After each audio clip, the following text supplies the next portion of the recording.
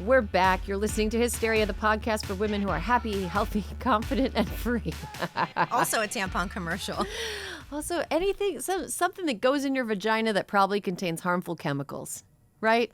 Like Rings true. Like a deodorizing something where it's like, no, you don't need that. Yeah, like that's what it sounds like. Happy, healthy, confident, and free. Okay, let's get to Sandy Petty. Alyssa, do you want to go first? Sure. I'm petty. Erin, I'm mad. Okay. Mark Robinson, okay? We talked about him in today's episode. He has done some really crazy shit. Wild shit, said wild shit, even before the porn stuff. I take it back. Before he was the black Nazi on the porn website. What a sentence. What a sentence. One, I hope we never have to speak again because he will get voted out. But here's the thing, Erin.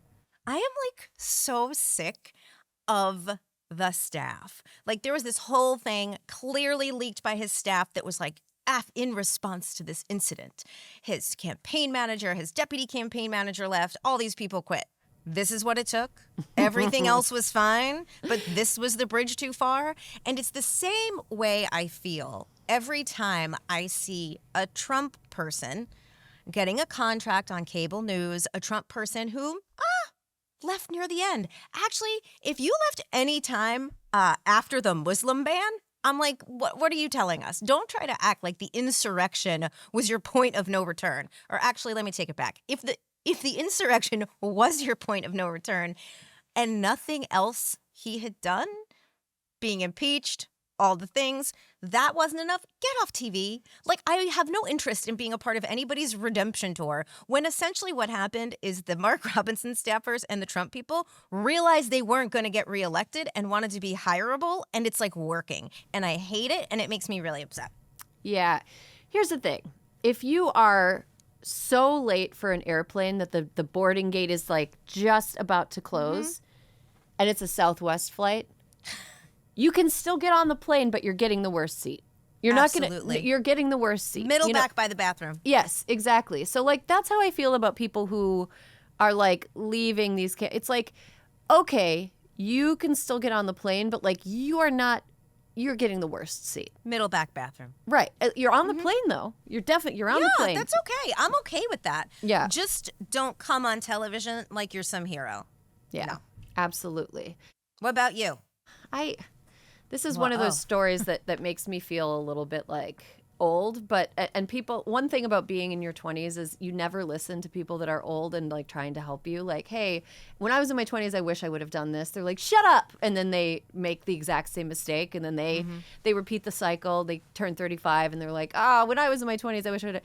Okay. Chapell Roen. Love her music. Absolutely adore her.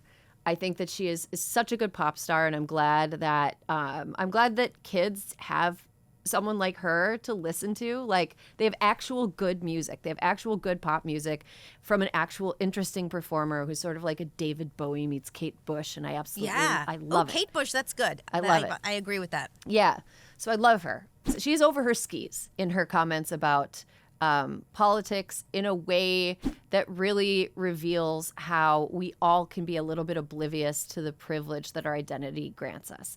So Chapell Roen is a cisgendered woman who performs in like drag levels of makeup, right?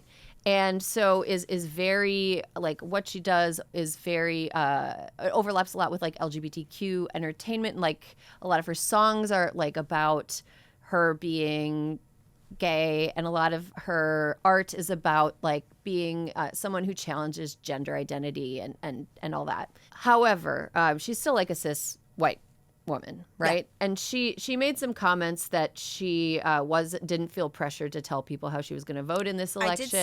I did see this. And then she went on TikTok to clarify the statements by saying, I've encouraged people to use critical thinking skills to learn about what they're voting for, learn about who they're voting for, and ask questions, and it's being completely taken out of context per usual. Girl, you could not be more 26 years old right now. You know, you haven't experienced your Saturn return. Your frontal lobe isn't finished developing. That's fine. That's great for art. That's great for expression. But it's not like this betrays the fact that you are a member of a privileged class that will not be among the first to be hurt if Trump won. And a lot of her fans are in groups that would be among the first to be hurt if Trump were to win. And so if she didn't want to weigh in on politics, she could have just said nothing. And that's what I would encourage, rather than saying they're both bad, because that is such a ridiculous thing. It's a ridiculous thing on its face to say. And then trying to say like, oh, I was telling people to think critically, blah, blah, blah, blah. It's just take a step back. You don't have to stop talking. You don't have to talk about politics if you don't want to.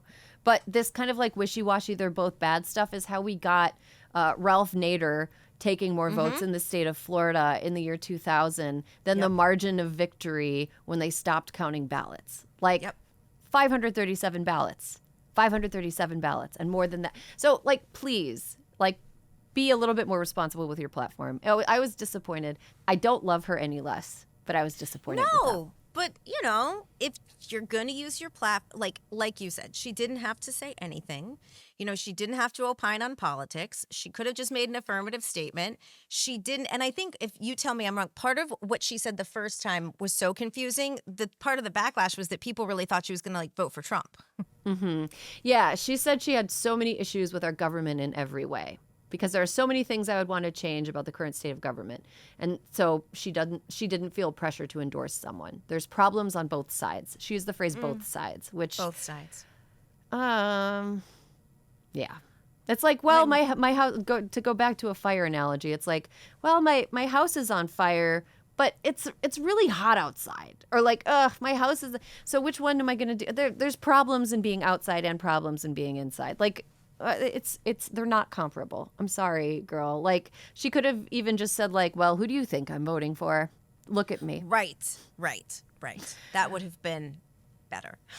Yes, that would have been better. Also, I do think that like it's silly to cancel somebody who is like 26 and just being 26, saying that I just think it was like a dumb thing to say. But we all say dumb things, especially. We all say dumb things. Just let it go. Let it go. Just let it go.